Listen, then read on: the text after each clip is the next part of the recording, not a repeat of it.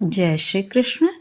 भक्ति योग के अनुसार मनुष्य को वही धर्म स्वीकार करना चाहिए जिससे अंततः भगवत भक्ति हो सके।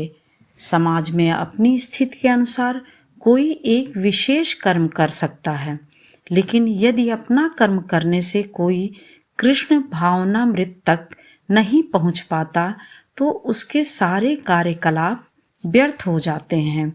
ऐसा भगवत गीता में कहा गया है।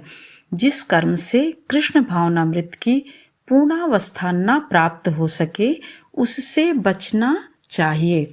मनुष्य को विश्वास होना चाहिए कि कृष्ण समस्त परिस्थितियों में उसकी सभी कठिनाइयों से रक्षा करेंगे। हरि भक्त विलास में कृष्ण की शरण ग्रहण करने की विधि का वर्णन किया गया है। अनुकूलस्य संकल्पः प्रातिकूलस्य वर्जनम रक्षिष्यतीति विश्वासो गोप्तृत्ववर्णम तथा आत्मनिक्षेप का पर्णे षट्विधा शरणागति। मनुष्य को कहते हैं कि विश्वास होना चाहिए। इसके विषय में सोचने की कोई आवश्यकता नहीं कि जीवन निर्वाह कैसे होगा, कृष्ण इसको संभालेंगे।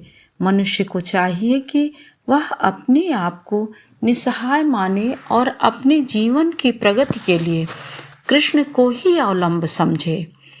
पूर्ण कृष्ण भावना भावित होकर भगवत भक्ति में प्रवृत्त होते ही वह प्रकृति के समस्त कल्मश से मुक्त हो जाता है। धर्म की विविध विधियां हैं और ज्ञान, ध्यान, योग आदि जैसे शुद्ध करने वाले अनुष्ठान भी हैं, लेकिन जो कृष्ण के शरणागत हो जाता है उसे इतने सारे अनुष्ठानों के पालन की आवश्यकता नहीं रह जाती है। कृष्ण की शरण में जाने मात्र से वह व्यर्थ समय गंवाने से बच जाएगा। इस प्रकार वह तुरंत सारी उन्नति कर सकता है और समस्त पापों से मुक्त हो सकता है।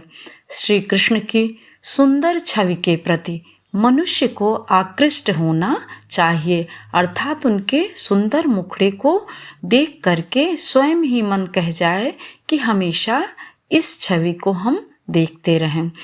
उनका नाम कृष्ण इसीलिए पड़ा क्योंकि वे सर्वाकर्षक हैं। जो व्यक्ति कृष्ण की सुंदर सर्व शक्तिमान छवि से आकृष्ट होता है वह भाग्यशाली है। अध्यात्मवादी कई प्रकार के होते हैं।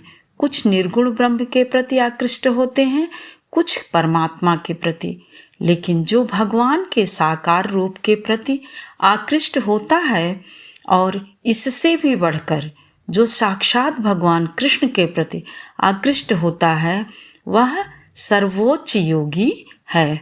दूसरे शब्दों में अनन्य भाव से कृष्ण की भक्ति गुह्यतम ज्ञान है और संपूर्ण गीता का यही सार है।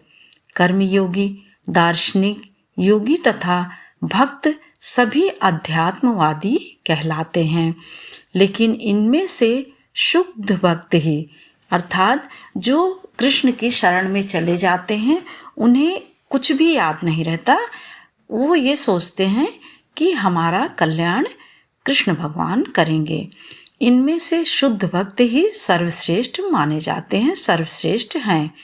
यहाँ पर माँ शुचा, डरो मत, मत झिझको, मत चिंता करो, विशिष्ट शब्दों का प्रयोग अत्यंत सार्थक है। मनुष्य को यह चिंता होती है कि वह किस प्रकार सारे धर्मों को त्यागे और एकमात्र श्री कृष्ण के शरण में जाए, लेकिन ऐसी चिंता व्यर्थ है। ऐसा श्री कृष्ण भगवान ने भगवत गीता में कहा है कि मामेकम शरणम व्रज। जय श्री कृष्ण, जय श्री कृष्ण।